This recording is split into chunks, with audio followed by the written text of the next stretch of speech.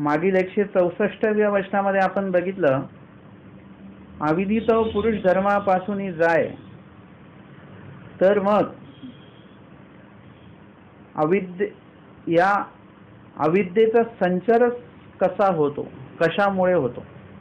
आता इथे आपण बघितलं की अनिष्ट सेवेमुळे विकल्प संचार होतो. विकल्पाचा संचार एकाएकी होतो का? नाही. छोट्या छोट्या अविधींमुळे मोठे मोठे अविधी घडतात आणि त्याच्यामुळे मग विकल्पाचा संचार होतो. आता आपण हे बघतोय की अविधीचा संचार का होतो, म्हणजे अजून बारकाव्यामध्ये स्वामी आपल्याला नेत आहेत, जेणेकरून तुम्हाला अविधीच घडू नये. अविधी घडल्यामुळे मोठा अविधी घडू नये आणि मोठा अविधी घडल्यामुळे विकल्प घडू नये, म्हणजे ही लिंक लागूच नाही. याच्यासाठी उपाय काय आहे की तुम्हाला अविधीच घडला नाही पाहिजे, छोटा अविधी सुद्धा तुमच्याकडनं घडला नाही पाहिजे. आणि म्हणून स्वामींनी सावध करण्यासाठी या वचनाचं उच्चारण या ठिकाणी केलेलं आहे. स्वामी सांगतात की बघा कशा कशामुळे अविधी घडू शकतो, की अविधीचा संचार होऊ शकतो. विद्यारूपे अविद्या संचरे का कृपारूपे संचरे. विद्यारूपे म्हणजे ज्ञान, धर्म जो आहे, धर्म आचरण करत असताना सुद्धा तुम्हाला अविधीचा संचार होऊ शकतो. बघा ही गोष्ट तर खूप मोठी झाली. आता तुम्ही जर का म्हणाले की बा दोषच घडू नये म्हणून आपण धर्म आचरण करावं, तर धर्म आचरण करताना सुद्धा अविधी घडू शकतो, अविधीचा संचार होतो. बघा कसं, तुम्ही आता रोज सत्संगाला जिथे बसता, तुम्ही ती जागेवर जर का दुसरा कोणी बसलेला असेल तर तुम्हाला राग येतो. हे काय झालं, आता तुम्ही कशासाठी बसलेले आहेत? धर्म ऐकण्यासाठीच बसलेले, ज्ञान ऐकण्यासाठी बसलेले आहेत. तुमची गाठी जर का दुसरं कोणी घेतली तर तुम्हाला स्मरणच घडत नाही. हे झालं धर्म जे आहे. विद्यारूपे अविद्या संचारे. अविद्या म्हणजे दोष सुद्धा, अविधी सुद्धा, आणि अविद्या म्हणजे ममता सुद्धा आहे. त्यानंतर अशा अनेक गोष्टी आहेत की तुमचं सूत्रपाठ जर का नसेल, तुमचं पारायणच होत नाही. तुमची गाठी नसेल तुमची, तर तुम्हाला गाठी म्हणजे तुम्हाला नामस्मरणच होत नाही. तुमची जागेवर तुम्ही दुसरं कोणी बसले असेल तर दुसऱ्या जागेवर बसून आपल्याला कुठल्याच विधी साधल्या जात नाही. म्हणजे ती जी एक सवय लागलेली आहे, ही सवय सुद्धा एक चुकीची आहे. स्वामी सांगतात सवय ते काहीच याची न व्हावी. धर्माच्या साठी धर्मामध्ये काही आचरण करत असताना अशा काही गोष्टी आहेत तर त्या गोष्टींविषयी आपण अधिक ममता आपली निर्माण होते. एखाद्या विशेषाविषयी, एखाद्या पोथीविषयी, एखाद्या जागेविषयी, कुठे आश्रम बांधलाय त्या आश्रमाविषयीच आपल्याला ममता निर्माण होते. म्हणजे असं होतं की इकडून सोडून आपण सगळं जातो, दीक्षा घेतो, तिकडे एखादं शिष्य शिकीन वगैरे काय भेटले की त्याच्यामध्येच आपली एवढी ममता लागून जाते, एवढं हे की आयुष्य परत आपलं त्यांना मोठा करण्यात, त्यांना सगळे त्यांचं पालन पोषण करण्यात निघून जातं आणि त्याच्याविषयी एक ममता लागून राहते आपली. मग धर्मविषय म्हणजे धर्म आचरण करत असताना काही काही गोष्टींची ममता आपल्याला लागते आणि त्या माध्यमातून काही गोष्टींचे अविधी माध्यमातून अविधी वगैरे ह्या गोष्टी घडत राहतात आपल्याला, छोटे म्हणजे तिथे सुद्धा तुम्हाला अविधीचा संचार होऊ शकतो बरं का. तुम्ही असं समजू नका की तुम्ही मंदिरात बसले म्हणजे अविधीचा संचार नाहीये.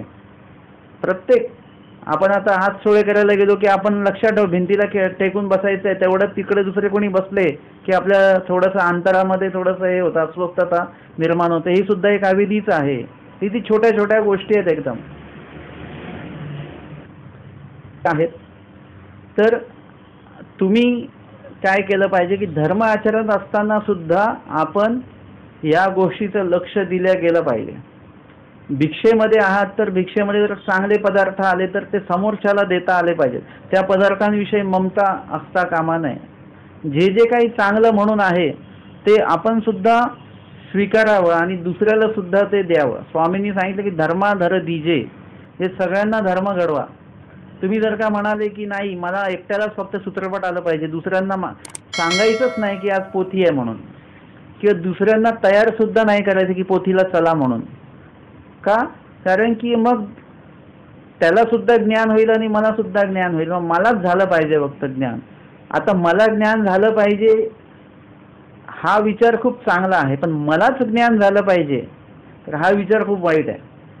आणि ते असणं म्हणजे हा सुद्धा एक प्रकारे विद्यारूपी अविद्या संचार आहे. म्हणजे एक कुठेतरी धर्माच्या संबंधित असताना तुम्हाला अविधीचा संचार होतो आहे, हे सुद्धा आहे.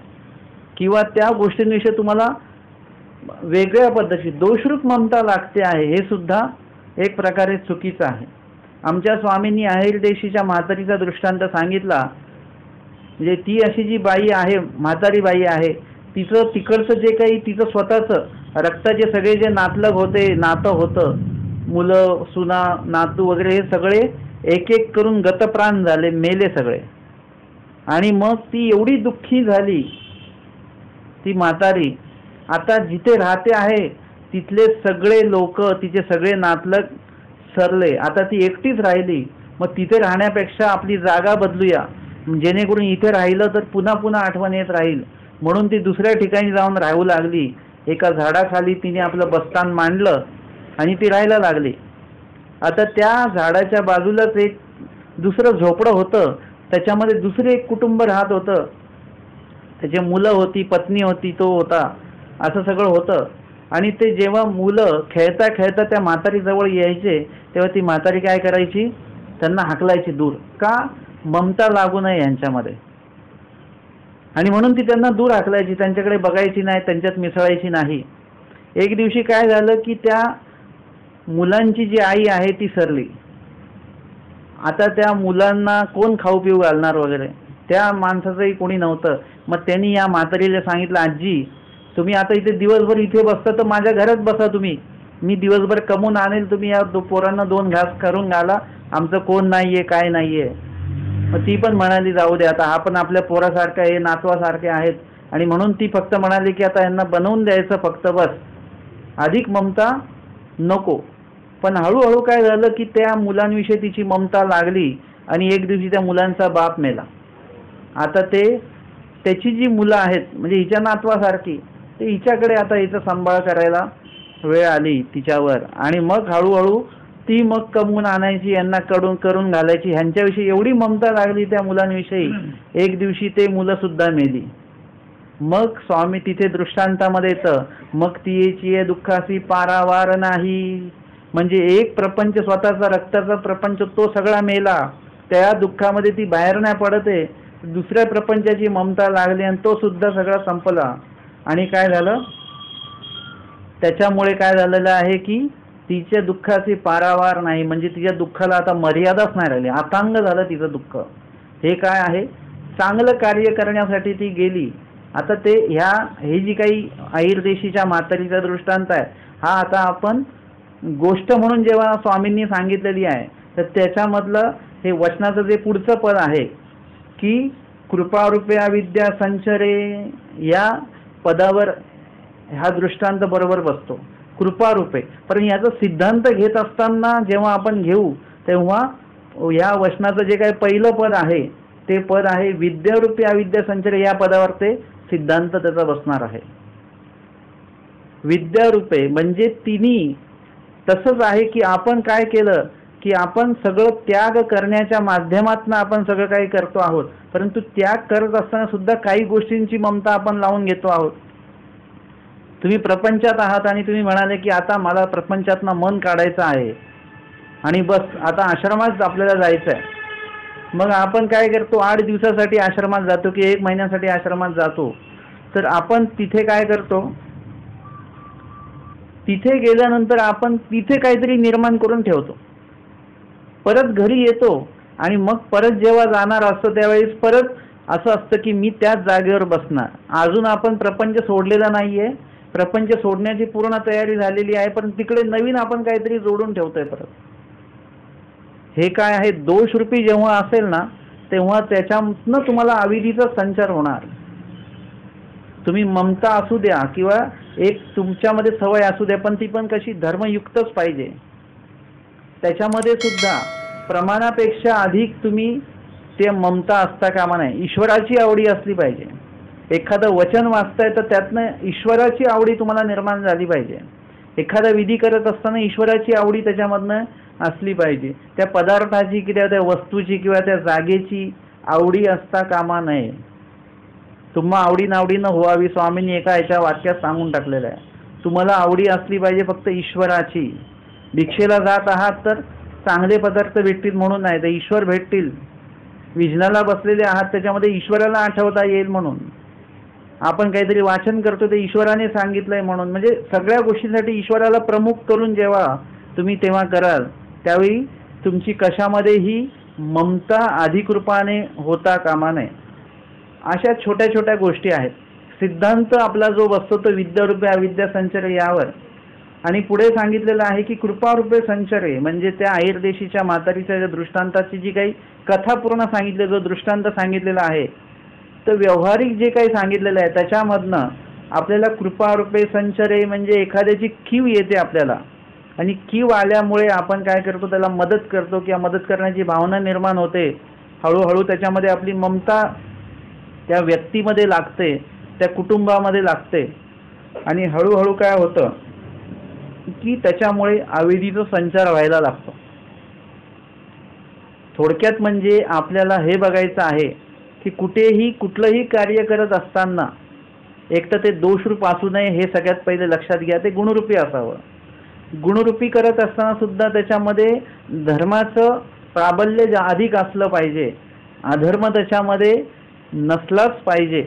असला कमी प्रमाणामध्ये तर असला, परंतु तो कमी प्रमाणातला अधर्म सुद्धा काय करू शकतो, तुमच्यावर प्रभाव हळूहळू तुमच्यावरती आपला प्रभाव वाढवू शकतो. तर तो त्याला वाढवू देता कामा नये. आता त्याच्यामध्ये सुद्धा तुम्ही गुणरूपी करत आहात. ते गुणरूपी करत असताना सुद्धा आपली जी काही ममता त्या पदार्थांविषयी निर्माण होते, विशेषाविषयी, पोथीविषयी, गाठीविषयी, हे सुद्धा काय आहे, एक प्रकारे आपण त्याच्यामध्ये अडकत चाललेलो आहोत, वस्तूंमध्ये अडकतोय. आणि एका अर्थाने जर का बघितलं तर तुम्ही प्रपंचामध्ये अडकत आहात. म्हणून स्वामींनी महादाईसांना सांगितलं, बाई हे बर्वे नव्हे भीतरी असे ते बर्वे. म्हणजे तुम्हाला कशाची संधान साधायचं आहे, ईश्वराशी. आणि ईश्वर म्हणजे काय, स्वरूप, आनंदमय स्वरूप, ही ईश्वराची ओळख आहे. तुम्हाला तिथपर्यंत पोहोचायचं आहे.